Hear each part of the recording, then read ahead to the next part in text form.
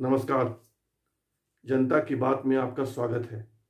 मैं हूं डॉक्टर संतोष मानव, लेखक, पत्रकार और आपका दोस्त। आज मैं आपको बिहार ले चलता हूं।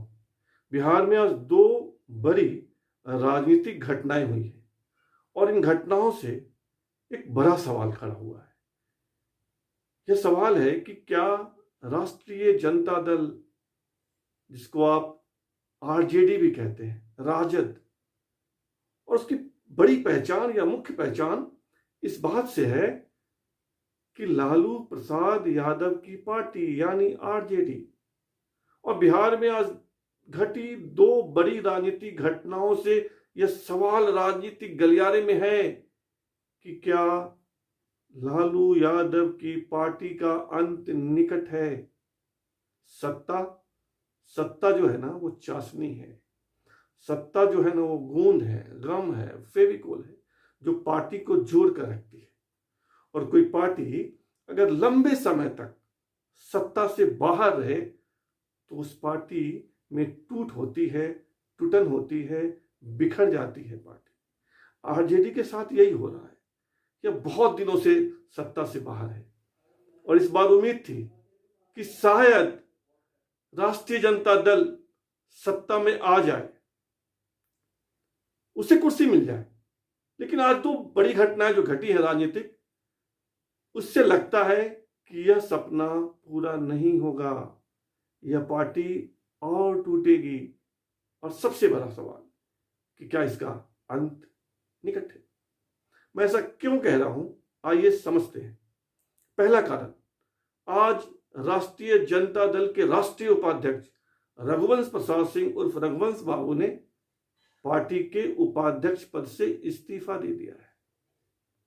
अब आप समझिए कि रघुवंश प्रसाद सिंह के आरजेडी में होने का मतलब क्या है। रघुवंश बाबू इन दिनों कोरोना से पीड़ित हैं और पटना के एम्स में इलाज करवा रहे हैं। रघुवंश बाबू पुराने समाजवादी हैं। रघुवंश बाबू केंद्र की सरकार में मंत्री रहे हैं। रघुवंश बाबू लालू प्रसाद यादव के सुख दुख के साथी हैं। उनके साथ रहे हमेशा, सुख में, दुख में, संघर्ष में, सत्ता में। और बहुत खास बात जो बहुत लोग समझते हैं कि उनकी अदा, उनका चाल चलन, रंग ढंग, बोलने की कला, स्टाइल, शब्दों का चयन, सब कुछ लालू यादव की तरह है और लालू यादव के बहुत नजदीक के आदमी।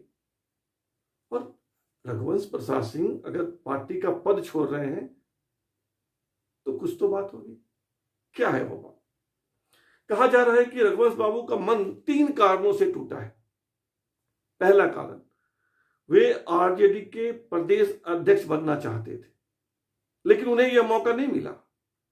मौका मिला जगदानंद सिंह उर्फ जगता बाबू को। इससे भी मन टूटा रघुवंश प्रसाद सिंह का।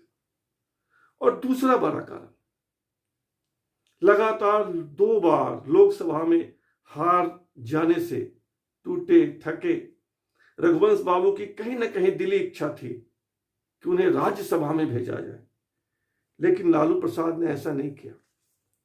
उन्होंने प्रेमचंद गुप्ता को भेजा, जो पार्टी के फंड मैनेजर कहे जाते हैं, पार्टी के लिए पैसे का जुगाड़ करने वाले। और दूसरा भेजा अमरेंद्र धारी सिंह को।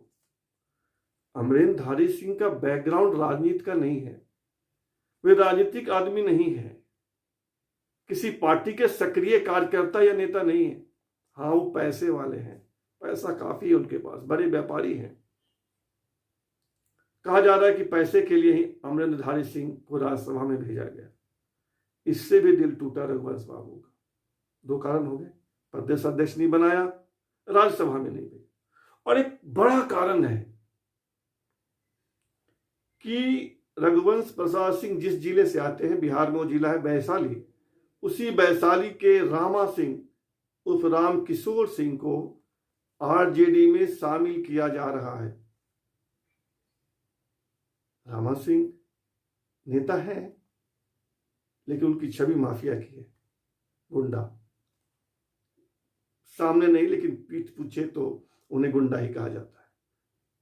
और मर्डर, हत्या, डकैती समेत अनेक 2 दर्जन के आसपास उन पर मुकदमे चल रहे हैं। बहुत अच्छी छवि नहीं है उनकी। वो भी वैशाली जिले से आते हैं, जिस जिले के रघुवंश प्रसाद सिंह, उसी जिले के रामा सिंह उर्फ रामकिशोर सिंह। कहा जाता है कि रामकिशोर सिंह जब विधानसभा का चुनाव लड़ते थे तो पूरे विधानसभा एरिया में चोंगा टांग दिया जाता था, चोंगा टांग दिया गया हर पेड़ पे, हर पोल पे, हर घर की छत पे, और उस चोंगे से, लाउडस्पीकर से 24 घंटे एक ही शब्द गूंजता था, रामा रामा रामा रामा रामा रामा रामा हो। बस यही एक लाइन, ये ख्याति है उनकी। कभी वो जीते, कभी वे हारे। बिहार की राजनीति में एक बड़े समाजवादी नेता थे मुनेश्वर प्रसाद सिंह, उनसे उनका मुकाबला होता था रामा सिंह से। रामा सिंह अक्सर जीत भी जाते थे, कभी कभी मुनेश्वर बाबू भी जीत गए। खैर, हम उसमें नहीं जा रहे हैं। हम ये जा रहे हैं कि रघुवंश बाबू का दिल आरजेडी से क्यों टूटा। पहला कारण, प्रदेश अध्यक्ष नहीं बनाया गया। दूसरा कारण, राज्यसभा में नहीं भेजा गया। और तीसरा कारण, रामा सिंह को आरजेडी में लाने की कवायद। रामा सिंह लालू यादव से मिलाए, रामा सिंह तेजस्वी से मिलाए, और 29 जून की तारीख तय हो गई कि रामा सिंह आरजेडी में आएंगे। इससे भी रघुवंश बाबू का दिल टूटा। उन्होंने पार्टी का पद छोड़ दिया और कहा जा रहा है कि वो जल्द ही पार्टी भी छोड़ देंगे।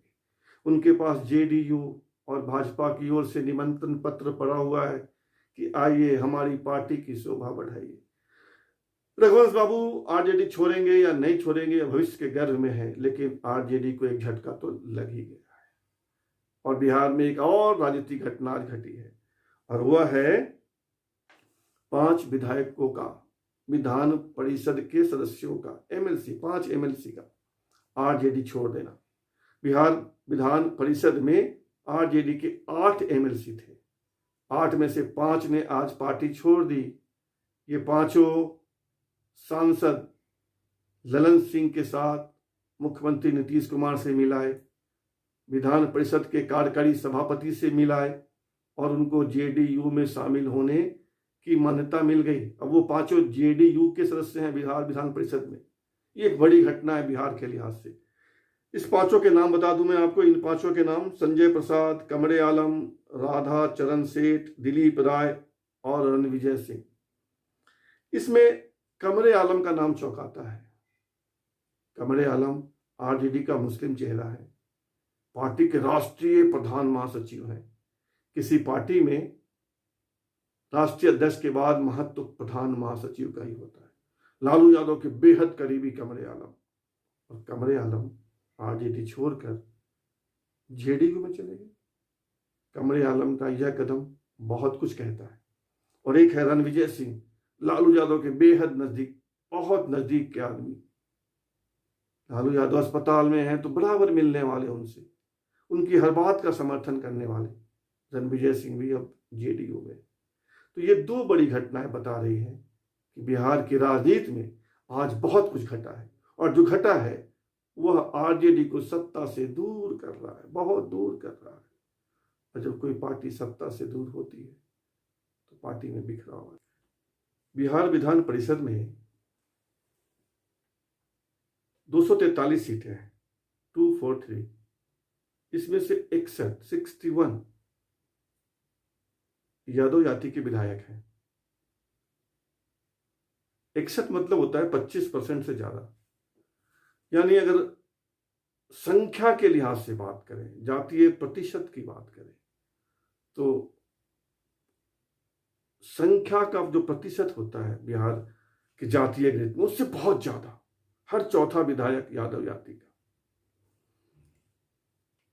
और अगर आप बहुत उस राजनीतिक गणित में अंदर तक जाएं तो बिहार में इस समय 243 विधायकों में ब्राह्मण 10 हैं, भूमियार 17, राजपूत 19, कायस्थ 3, यादव 61, कुर्मी 16, कोयरी 19, वैश्य 16, अनुसूचित जाति 38, जनजाति, अनुसूचित जनजाति 2, मुस्लिम 24। यानी सबसे ज्यादा संख्या यादव जाति की है, 61। और इस 61 में भी 42 आरजेडी से, जदयू से 11, कांग्रेस से 2 और बीजेपी से 6। इसका मतलब आप समझिएगा क्या होता है। और इसका मतलब मैं आपको समझाऊं उससे पहले आप विभिन्न पार्टियों की स्थिति देखिए। बिहार विधानसभा में आरजेडी के 80, जेडीयू के 70, बीजेपी के 54, कांग्रेस के 26 विधायक हैं। और अगर आरजेडी के 80 में 42 विधायक यादव हैं तो इसका मतलब होता है कि यह जाति आरजेडी के साथ खड़ी। मैंने आपसे पहले ही कहा कि बिहार में जातियों का गठजोड़ राजनीतिक दलों का भविष्य तय करता है, चुनाव की दशा और दिशा तय करता है। और यह दुर्भाग्य है, यह सौभाग्य है कि बिहार में यादव अब भी आरजेडी के साथ मजबूती के साथ खड़े। हालांकि उसमें बिखराव है और जो मैंने आपको जातीय संख्या बताया उससे भी स्पष्ट होता है, लेकिन आज भी बहुसंख्यक यादव आरजेडी के साथ है। आरजेडी का एक बड़ा वोट बैंक मुस्लिम थे, कहते भी थे ना MY मुस्लिम यादव, तो वाई तो अभी आरजेडी के साथ है, लेकिन एम में बिखराव आया है। एम यानी मुस्लिम लालू यादव के साथ भी हैं और नीतीश कुमार के साथ भी है। नीतीश कुमार के साथ वे हैं जिनको हम पसमानदा मुस्लिम कहते हैं, यानी वो विकास की दौर में पिछड़ गए और मुस्लिमों में उनका स्थान पीछे की ओर है। लालू के साथ राजपूत भी बड़ी संख्या में थे, लेकिन राजपूत भी धीरे धीरे उनसे छिटक रहे और रघुवंश प्रसाद सिंह की नाराजगी यह दर्शा रही है कि वे भी उनसे छिटक रहे। ऐसे में आरजेडी के वोट बैंक की बात करें या जो लोग उनसे बहुत मजबूती से जुड़े हैं, उसमें एक ही समाज, एक ही जाति बच जाती है। और जब सत्ता भी ना हो और तमाम लोग छिटक रहे हैं, ऐसे में आप कैसे कह सकते हैं कि वह पार्टी सत्ता के आसपास आ जाएगी। और सबसे बड़ा कारण जो मैं मानता हूं वह यह है कि लालू यादव लंबे समय से राजनीतिक गतिविधियों से दूर हैं। यह एक बड़ा कारण है आरजेडी के कमजोर होने का। अक्टूबर में चुनाव है, अक्टूबर के अंत तक या जनवरी या नवंबर के पहले सप्ताह में, उसके पहले अगर बड़ा उलटफेर नहीं हुआ तो आरजेडी के लिए सत्ता दूर की कौड़ी। वैसे राजनीति में कुछ भी निश्चित नहीं होता, रोज गणित बदलता है, रोज गणित सुधरता है। अगर आरजेडी का भविष्य सुधर जाए तो अच्छी बात है, लेकिन आज की तारीख में आरजेडी का गणित बुरी तरह गड़बड़ हो रहा है और यह लग रहा है कि एक बार फिर आरजेडी सत्ता तक नहीं पहुंच पाएगी। जनता की बात में आज इतना ही। फिर हम बात करेंगे, कल बात करेंगे नए मुद्दे के साथ। तब तक संतोष मानव का नमस्कार। और आप जनता की बात को सब्सक्राइब कर लेंगे तो अच्छा रहेगा। शुक्रिया, बहुत बहुत शुक्रिया।